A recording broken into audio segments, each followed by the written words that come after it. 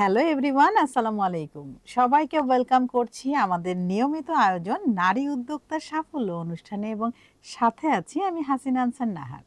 প্রিয় দর্শক, প্রতি পর্বেই কিন্তু আমাদের স্টুডিওতে একজন নারী উদ্যোক্তা আমন্ত্রিত আছেন। আজকে আমাদের স্টুডিওতে আমন্ত্রিত আছেন জেসমিনা হোসেন জুই। পুরো অনুষ্ঠান জুড়েই জুই আপু আমাদের সাথে থাকবেন এবং তার জানা অজানা সকল তথ্য আজকে আমরা জানবো। তিনি কিভাবে একজন সফল নারী উদ্যোক্তা হয়ে উঠলেন সেই গল্পটাও আমরা জুই আপুর কাছ থেকে শুনবো। চলুন দর্শক, আমরা চলে যাই জুই আপুর কাছে। কেমন আছেন আপা?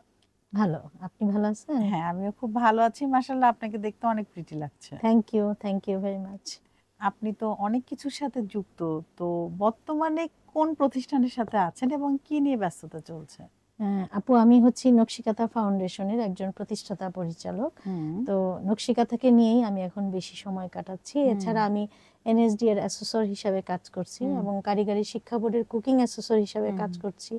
অর্থাৎ হস্তশিল্পের জগতে রান্না, পার্লার, হস্তকুটির শিল্প এইসব নিয়েই আমি এখন কাজ করছি।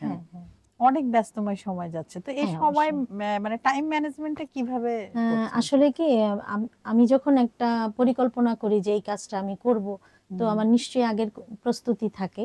সেই অনুযায়ী আমি নিজেকে প্রিপেয়ার করি এবং আমার কাজগুলিকে সুন্দরভাবে চালায় নেওয়ার চেষ্টা করি। আচ্ছা, আপনাদের এই প্রতিষ্ঠানের কর্মকাণ্ড কি কি আছে? আমাদের এই প্রতিষ্ঠানের লক্ষ্য উদ্দেশ্য যদি আপনি জানতে চান, পিছিয়ে পড়া নারী সমাজকে সামনে নিয়ে আসার জন্য যা যা করা দরকার আমরা সবই করি। হ্যাঁ, সেখান থেকে শিক্ষিত, অশিক্ষিত, মানে সব শ্রেণীর নারীদেরকে তুলে নিয়ে আমরা একই প্ল্যাটফর্মে রাখার চেষ্টা করছেন। সেটাই করি এবং তাদেরকে আমরা ব্লগ, বাটিক, পার্লার, রান্না, পাটের কাজ, হস্তশিল্পের হ্যান্ড প্রিন্ট, ব্রাশ প্রিন্ট, তারপর লুম বেডিং এর গয়না, ম্যাক্রামের কাজ সব আমরা এখানে। আপনাদের প্রশিক্ষক কজন আছেন? আমাদের এই 12-13 জনের মতো ট্রেনার আমাদের সাথে। এটা অনেক বৃহৎ আকারে হচ্ছে। আমরা শাখা প্রশাখা আছে নাকি? জি, আমার বিভিন্ন জায়গায় সারা 64টা জেলাতেই আমাদের সভানেত্রীরা কাজ করতেছেন। আর ঢাকাতে তো আমি করছি। আর এছাড়া 64টা জেলায় আমাদের যারা সভানেত্রী থাকে তারা তাদের মতো করে আয়োজন করে আমরা সেখানে, যেমন হবিগঞ্জে কাজ চলতেছে, সিলেটে কাজ চলতেছে, সারা বাংলাদেশেই মোটামুটি আমার কাজগুলি চলতেছে। আচ্ছা, মূলত হস্তশিল্প নিয়ে আপনার কাজ। হ্যাঁ, আর আমার সিগনেচার আছে। হ্যাঁ, আমি তো নিজে একজন শেফ, সুতরাং কুকিং নিয়ে তো আমি অনেক দিন ধরে কাজ করতেছি। লেভেল 4 পাস করছি যখন, অ্যাসেসর পার্ট কি অনেকে জানেই না, তখন আমরা অ্যাসেসর পার্ট করেছি বা কাজ করতেছি। আর এছাড়াও এনএসডিএ থেকে লেভেল 3 করা, বেকারি অ্যান্ড পেস্ট্রি প্রোডাকশন করা, বেকিং করা, ফুড অ্যান্ড বেভারেজ করা, ডোমেস্টিক ফুড প্রিজার্ভেশন করা, ফুডের সার্ভিসিং করা, অর্থাৎ এই সেক্টরে যত এ টু জেড আপনি নলেজ রেখেছেন প্রশিক্ষণের মাধ্যমে। দর্শক, আসলে শুধু কাজ করলেই হবে না, আপা যেটা করেছেন, নিজে আগে প্রশিক্ষিত হয়েছেন, তারপরে কিন্তু তিনি প্রশিক্ষণ দিচ্ছেন। উনি পুরা মানে কি বলবো, নলেজ, স্কিল অ্যান্ড অ্যাটিটিউড, এই তিনটা সমন্বয়ে কিন্তু একজন দক্ষ মানুষ হওয়া যায়। সো উনি কিন্তু নলেজ গ্যাদার করেছেন, উনি স্কিলড হয়েছেন, আর ওনার তো অ্যাটিটিউড তো আছেই ভালো। সো এই তিনটা নিয়ে উনি কিন্তু অনেক সুন্দর করে ওনার নকশিকাঁথা যে ফাউন্ডেশন আছে সেটা পুরো 64টা জেলায় শাখা করেছেন এবং উদ্যমের সাথে উনি নারী উদ্যোক্তাদের নিয়ে কাজ করছেন। তাদেরকে উদ্যোক্তা তৈরি করছেন এবং তাদেরকে একটি প্ল্যাটফর্মে আনার চেষ্টা করছেন এবং তারা কিন্তু আবার নিজেরা উদ্যোক্তা হচ্ছেন। সো এটা আসলে অনেক বড় পরিসরে কাজ। এটার জন্য অনেক মেধা, জ্ঞান, সময় দরকার। সেই কথাটাই বলছি যে আপনি সময়গুলো কিভাবে ম্যানেজ করছেন?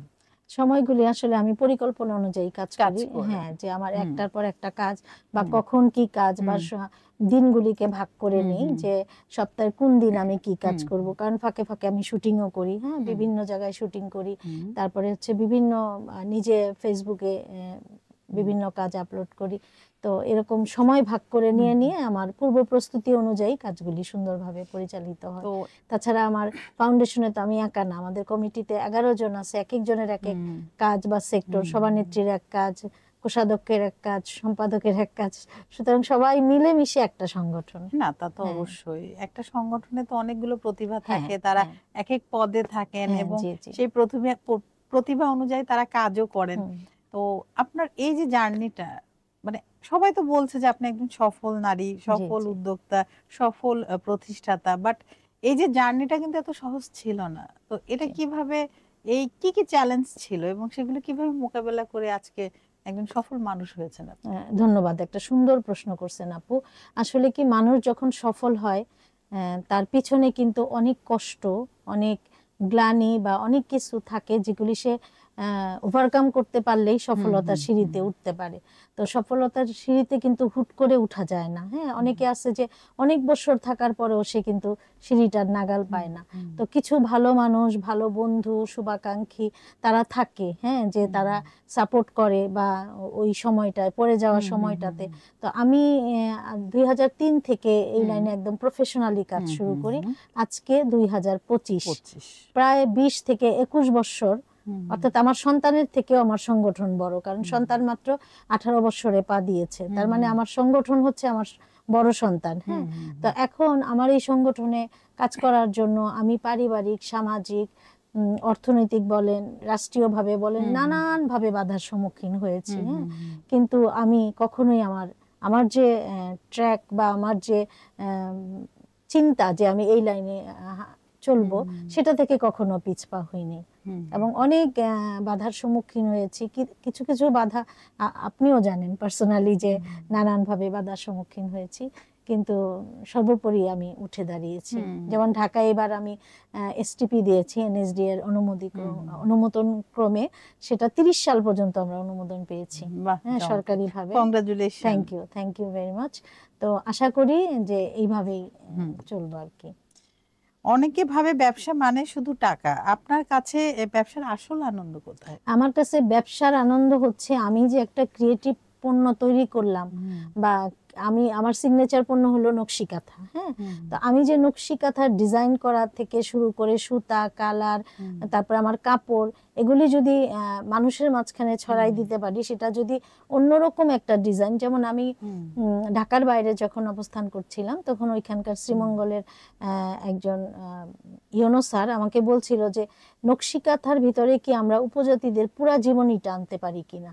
সেটা আমি করে দেখিয়েছি। হ্যাঁ, যে হ্যাঁ, এটা সম্ভব, যে নৃতত্ত্ব গোষ্ঠীদের যে পুরা যে জীবন কাহিনীটা আমরা নকশি কাঁথার ভিতরে ফুটিয়ে তুলেছিলাম। তো আমার এই ধারণা যে একটা শিল্পকর্মের ভিতর দিয়া যদি আপনার সমাজের চিত্রগুলি ফুটে ওঠে, তো এটা একটু বিশাল ব্যাপার। আমি চেষ্টা করেছি এবং সফল হয়েছে। আপনি যখন বিজনেস শুরু করেন, তখন কি এটাকে ব্যবসা হিসেবে ভেবেছিলেন নাকি শখ থেকে যে উদ্যোগটা নেন আপনি? হ্যাঁ, আমি ঢাকা ইউনিভার্সিটিতে, আমি বললাম 2003 সালে শুরু করছি, তখনও কিন্তু আমি ঢাকা ইউনিভার্সিটিতে যাই নাই। হ্যাঁ, তো তখন থেকে আমার মানে স্বপ্নটা আমার করছিল। তো তখন আমি স্টুডেন্ট ছিলাম। তো স্টুডেন্ট অবস্থায় তখন কিন্তু আমাদের এখন যে সমাজের কলেজের বা বিশ্ববিদ্যালয়ের ছাত্রীরা, ওরা যতটা অগ্রগামী ছিল, আমরা কিন্তু পারিবারিক ভাবেও অতটা অগ্রগামী ছিলাম না। এটা করো না, ওটা করো না, ওখানে যাবে না, এটা যাবে না, হ্যাঁ এটা করো না, ছাদে উঠো না, হ্যাঁ, অনেক কিছু আমাদের প্রবলেম ছিল। তো সেখান থেকে কিন্তু আমরা বের হয়ে আসছি। হ্যাঁ, এবং প্রথমে শখ করেই শুরু করেছিলাম আপু, তারপরে এটা আস্তে আস্তে নেশা, তারপর পেশা। জি জি, এটা যদি না বলি তাহলে মিথ্যা বলা হবে। আপনার মতে উদ্যোক্তার আসল শক্তি কি টাকা নাকি ধৈর্য? আসল উদ্যোক্তার শক্তি হচ্ছে ধৈর্য, আর টাকা তো অবশ্যই লাগবে। টাকা না হইলে তো উদ্যোক্তা হইতে পারবে না, কিন্তু টাকার আগে হইলো ধৈর্য, টিকে থাকার যে মনোবল, সেটা আপনাকে থাকতে হবে। একজন বিজনেস যদি শুরু করতে চায়, কোনো উদ্যোগ যদি গ্রহণ করে এবং সেটা বাস্তবায়ন করতে চায়, সেক্ষেত্রে আসলে তার মূলধনটা কেমন হওয়া উচিত? এটা কি বিগ অ্যামাউন্টই হতে হবে? না না না, আপনি 5,000 থেকে শুরু করেন। যেমন এখন একটা ট্রেন্ড চলতেছে যে চুড়ি, হাতে বানানো চুড়ি, হ্যাঁ, এগুলি হাতে বানানো, বা এই যে আমাদের হাতে বানানো গয়না, তো এই যে এগুলি যে চলতেছে, এগুলি কিন্তু আপনি 5,000 দিয়েই শুরু করতে পারেন, আরো কম দিয়ে শুরু, আপনি 1,000 টাকা হলে এখন বিজনেস শুরু করতে পারেন। এটার জন্য বিগ অ্যামাউন্টের প্রয়োজন, মানে ইচ্ছা শক্তিটাই, হ্যাঁ, এবং আপনার পরিবেশ, আপনার যারা বন্ধু, তারা হতে হবে যে আপনাকে সাপোর্টিং রোল থাকতে, হ্যাঁ, সেরকম। তো বাজারে এত প্রতিযোগিতা, তবুও নিজের ব্র্যান্ড আলাদা রাখেন কিভাবে? আমাদের কোয়ালিটি কোয়ান্টিটি এগুলি সবসময় বজায় থাকে, এবং আমরা নকশিকাঁথাকে বা আমাদের চুড়ি বা আমাদের কেক যেটাই আমরা করি না কেন সবসময় আমরা চাই এটা কোয়ালিটিটা মেনটেন করতে। কোয়ান্টিটি পরে, আগে আমরা কোয়ালিটিটা মেনটেন করতে চাই, যে যে কটাই বানাবো সে কটাই যেন একদম পারফেক্ট হয়, এর মধ্যে যেন কোনো ভেজাল না থাকে। এটা মেনটেন করে আমরা চলছি। আপনার কি মনে হয় যে অনলাইনে ব্যবসাটা সহজ না অফলাইনে? আসলে অনলাইনের কথা কি বলবো, এখন ব্যবসার নামে তো অনেক কিছু হচ্ছে, বা নিজের প্রেজেন্টেশনটাও অনেক কিছু হচ্ছে আপা। তো আমি চেষ্টা করি যে অনলাইনে বিজনেস করার জন্য নিজের সৃজনশীলতাকে বজায় রাখতে, নিজের সততা, নিজের মানে একজন নারী হিসাবে নিজেকে যতটা সম্মানিত জায়গায় রেখে ব্যবসাটাকে পরিচালনা করা। জি জি আপা, আমি ওই যে সাপের মতো খোলস ফেলে দিয়ে কাজ করার পক্ষপাতী নই আপা। আচ্ছা আচ্ছা। তো ভবিষ্যৎ পরিকল্পনা কি? ভবিষ্যৎ পরিকল্পনা নকশিকাঁথা ফাউন্ডেশন, মানে আমাদের নকশিকাঁথা ফাউন্ডেশনের মাধ্যমে আমরা অলরেডি 45,000 নারীকে, এটা ইত্তেফাকের একটা রিপোর্ট 2012 সালে, হ্যাঁ, তো এটা 2025, তো আমি 1 লাখ এবং হাতে কলমে কাজ শিখিয়েছি। তো আমার অনেক স্বপ্ন যে একদিন নকশিকাঁথা বিশাল একটা পরিসরে যাবে, ন্যাশনাল ইন্টারন্যাশনাল পর্যায়ে যাবে, আরো অনেক নারী, পিছিয়ে পড়া অনেক নারী তারা সামনের দিকে আগাবে। আমার দেখা দেখি অনেকে পার্লার খুলেছে, অনেকে শোরুম খুলেছে, অনেকে, আমি মেলার বিজনেস করি, তারা ছোট ছোট স্টল নিয়ে বসেন। তো এরকম আরো আগায় আসবে, এটা আমার বিশ্বাস। আপনার স্বপ্নগুলো সত্যি হোক, পূরণ হোক, এবং আমরা যেন ইনভিটেশন পাই, তাই না দর্শক? আপু আমাদেরকে ইনভাইট করবেন আমাদের দৈনিক কালের সমাজ এবং 21সংবাদ.com এর দর্শকদের আগের থেকে আপু দাওয়াত দিয়ে রাখবেন, দিবেন না আপু? ইনশাআল্লাহ। আপু আপনি আপনার ব্যস্ত সময় থেকে সময় বের করে আমাদের অনুষ্ঠানে এসেছেন, আপনার কেমন লাগলো? খুব ভালো লাগলো, নিজের কথাগুলি বললাম, নিজের স্বপ্নের কথাগুলি বললাম, নিজের যেগুলি আমি না বলা কথাগুলা, হ্যাঁ, কষ্টের কথাগুলা, একটা প্ল্যাটফর্ম বলার। তবে আমার এই জন্য ভালো লাগতেছে হাসিনা আপু যে আপনি কিন্তু আমার একটা সংগ্রামের সাথী ছিলেন, দেখেছেন অন্তত যে নিজেকে কিভাবে আমি। না, আপনাদের হচ্ছে শ্রীমঙ্গলে একটা ওয়ার্কশপ ছিল, ওই যে হচ্ছে ওনার নাম হচ্ছে ওই আপুটার নামটা কি, একটু কেটে দেন, হ্যাঁ ভুলে যাই, মিতালি দাস। হ্যাঁ, মিতালি দাসের একটা ওয়ার্কশপে ওইখানে আপনি ওনার সাথে ছিলেন এবং তখনই পরিচয় হয়েছিল আপনার সাথে। তো আপা অনেক ধন্যবাদ, আপনি এসেছেন। আবারও দেখা হবে নতুন কোনো আয়োজনে।